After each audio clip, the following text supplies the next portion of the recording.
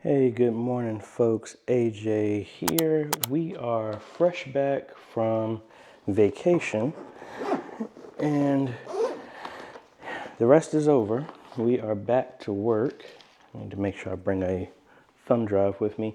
We are on our way back down to Smithfield, down to my dad's old church, dad's side of the family.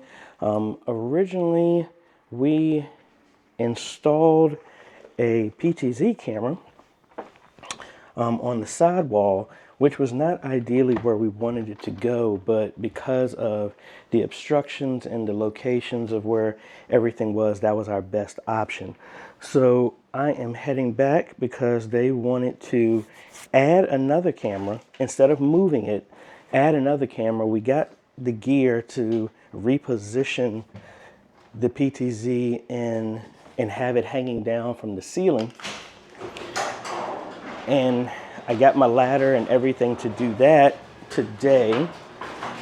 And similar to what we did at Galilee Missionary Baptist Church down in North Carolina, they didn't have any control of their sound in the fellowship hall. So we're adding a SD8 and a new set of wireless microphones so that they'll have a little bit more control. We can feed over the audio from the X32 into the fellowship hall. Now, the other thing that we're doing is because whoever installed the system didn't train them on using that system. So what we're going to do, and honestly, I don't like how the system was done. I've seen a couple of people do this with the X32. They completely remove and disable the master volume on the board. I've posted about this multiple times and I've never seen anybody give me an answer or reasoning on why you would do that. So what we're going to do, since they weren't able to get in touch with, well, the person who installed everything didn't train them and they haven't heard back from them, we're going to completely reset the board, factory reset it, and I'm going to set it up as if I set it up all over again, and we're gonna train them on that and get them straight. That's what we plan on doing. Also at the same time, I am using the DJI Osmo Action 4 with the Rode mic. We're using this all together, and I guess I should take the mic with me. We're gonna use this for everything as well. And I think that's about it. So if you saw, well, you haven't seen the video yet, but we got the micro cinema camera 4K G2 in place as my drop down. I just said that in passing since we're already here. So let's get on the road. We're gonna start at 9. I have a timetable I need to maintain because I have to be back here in time to pick up my daughter. But I think that's about it. So let's get on the road. We set the alarm and let's get rolling.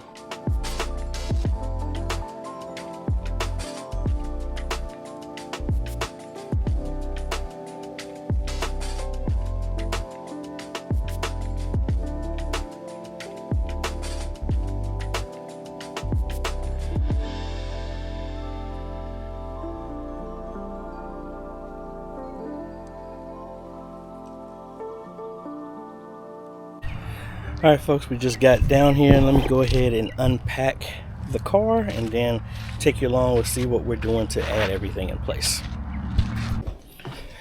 Alrighty, so the first thing we're gonna do is, if you recall, and I will tag the original video, we pulled 2 Ethernet cables, one going to the camera that we mounted and the other one with the intention of being able to pull a second one. But since we went with adding another stage box, we're gonna have to pull another cable and another SDI cable. So I might just use that other Ethernet cable as a pull string to pull everything through the ceiling and get it into the media.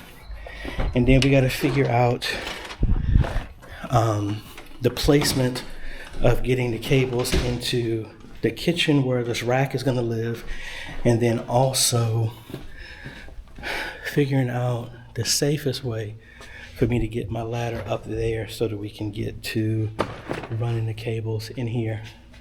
I overestimated how tall my ladder would be, so I know I'm not going to be able to reach up there. If I do it in extension, I can get it here and I can get it down there, but in the middle might be a problem, but we'll figure that out. All right, so what we got is a ceiling mount, and this is typically a projector mount arm that I got. And what I did is just got a bunch of screws from Lowe's that actually will fit to lock this in place so it's not going, so the camera would just be mounted on the bottom, and we put our traditional projector mount on there. And the intention was to hang it from one of these tiles, but again, looking from here, I know my ladder is not going to get me up. I can lean it here and I'll probably be able to get up there, but the issue is trying to get all the way down there. Now, I don't know how solid that piece is up there. I don't want to do that. My extension will let me lean up against that. I don't want to do that. No.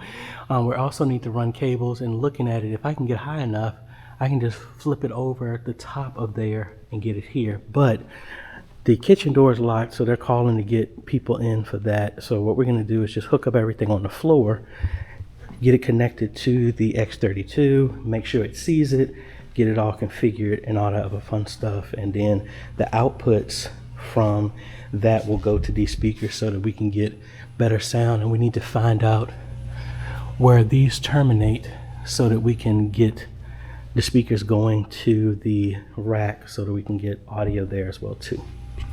Alrighty, looking up here, this side is wood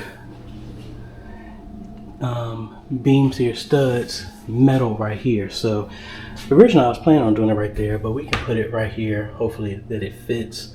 And I hope I have some toggle bolts still in my car. I didn't take them out.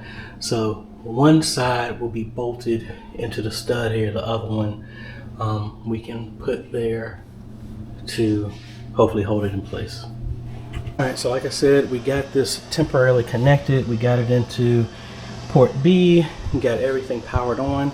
Now let's go over here to the X32 and let's make sure we can see it, because there's no point in putting all this stuff in place if it can't see it. And we got more than enough cable for extra, so we're going to leave a lot of this in the ceiling. So coming over here, if we go to routing, see it does not see it. So let's figure this out. All right, one thing to note when y'all are pulling cables, and I always do this, if you're pulling brand new cables, don't make the hole big enough only for the cables that you're running, because you never know when you might have to come back. So for this example, this is why we made the hole so much bigger. We made a 2.5 inch in diameter hole, so that now we were easily, after I got past the loop, we were easily able to pull this additional cable. So I got the shielded there, and we have the other coax. Now I'm actually pulling another Ethernet cable just in case as a backup. So if anything happens, we don't need to pull another cable. That's actually further down on the line as we keep pulling it. So we're coming from this box right here, so it's already there. We just got to keep pulling and that's it. Now I don't know, the SD8 is not being picked up by the X32, so we're gonna have to probably do an update on here, because it's not picking it up. We're picking up the S32, but it's not picking this up. Even disconnecting that is not showing up here, so it's not picking up a reading. I've tried that on the shielded cable. I've tried it on, and it's actually still connected to a regular Ethernet, so neither one is there. So we'll approach that later. The main thing is to get the cables down. I also have conduit that we can hide this in here, so that should be fine. So let's finish pulling this cable, and we will go from there. And just like that, we got our cable. Yay! And we got the additional one too. So this may be a continuous run that I do for the camera. You never know. And then that other one could be at access point. So we got enough of length here. So I'm gonna run this long enough to get over to here. I actually got a keystone for that plate, so these can be a little bit more organized from there. And I'm glad I brought enough jacks. I didn't realize that's a 16 port, so we got enough for that from here. So we should be good to go. Alrighty, so we got our cables ran through, and I am in the process of well, I had them decide which way to run the cables, mainly because my ladder's not able to get all the way up there safely. So what we're going to do is actually, as you can see, I'm running conduit all the way across here, and then I don't have enough to go all this distance, so we're going to order some more of the exact same conduit, run that down this way all the way to here. Try to wedge this in there. If not, we'll go around, come up and over around the window, and then we drop over there and run the camera over there. So that is the intention. And I've ran a long enough cable, and we're just slowly putting the conduit up, leveling it, and then we're gonna have to drill a hole in the wall over there. So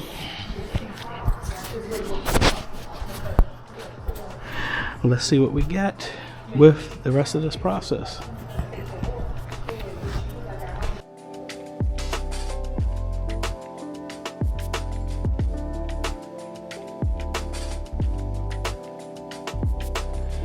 Alright, another change in plans. My ladder is tall enough to get all the way up there, but it is not stable, and it's sealed up there. So I would have to reach over, drill down through that ceiling, then come back under it through the tile. So instead of doing that, this bracket, I'm actually going to go back and mount that right up under the window, and then extend it from there, and then the cables that we run will go straight there. So only got to do a piece of conduit in between there, right there, and then all the way down that way. And the amount of conduit I got only covered that.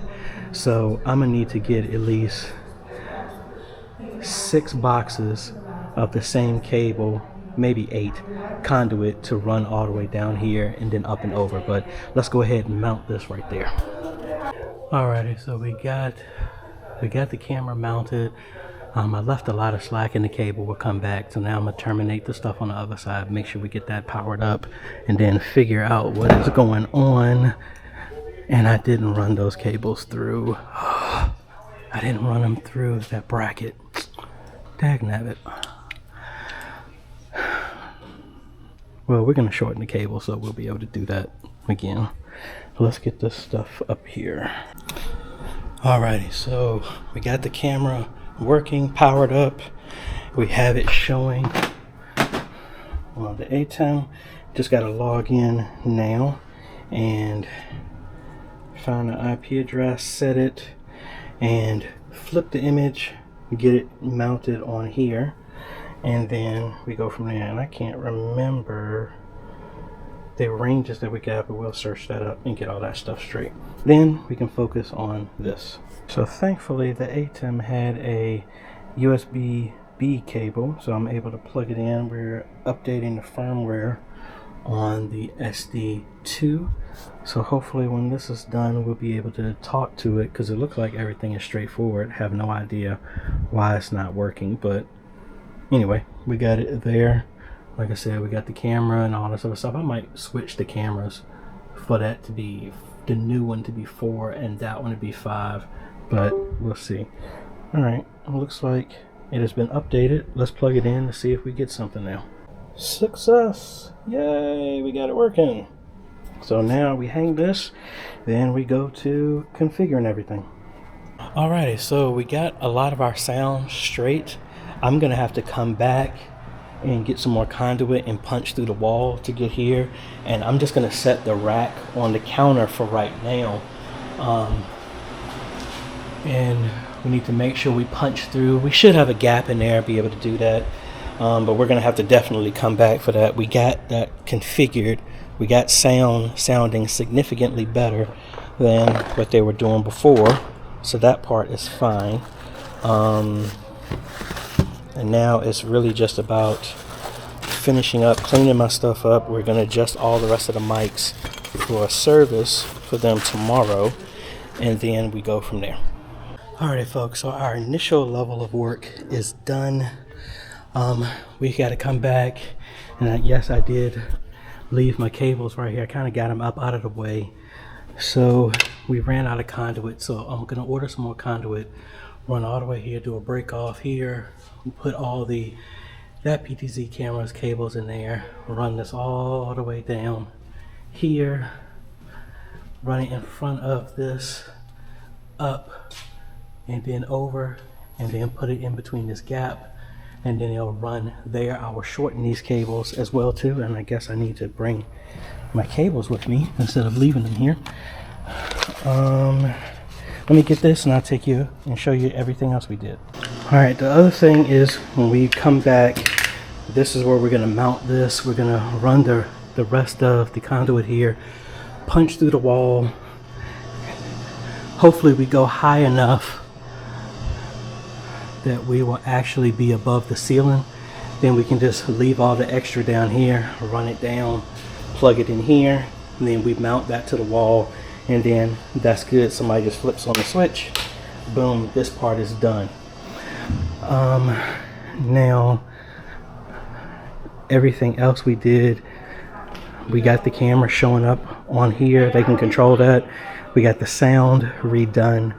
We were able to re-enable the main audio, so that's going to be for the center array. We've dialed in as best as possible the speakers. I know we'll probably come back and do some more stuff with the P16s, but I think we are good with everything right there. And I think that's about it. So again, thank you so much, First Gravel Hill Baptist Church. Like I said, we'll be back actually on the 13th, not the 13th, the 12th. I'll be down here to work on another church we did before to add another camera to their setup. So going to try and come over here around 3 o'clock and finish up everything, and then get them squared away, and then we'll be good to go. So link is down below to everything we used, and that's about it. The action camera is doing good. The battery is still there. We're not even at 75% on the battery, so really liking this, and we might add something else. I'm thinking about adding a 360 camera in our setup, but I don't know. Anyway folks, link is down below for everything. If you ever need any help, know you can hit me up at ajhomes.com/consultations, and we can do phone, Zoom, on site. We do travel, and that's about it. So like this type of content, appreciate a like, consider subscribing, hit that bell, that way you get notified when we come out with other videos to help modernize your media ministry. Thanks for watching folks. This is AJ. Catch you on the next video. Later.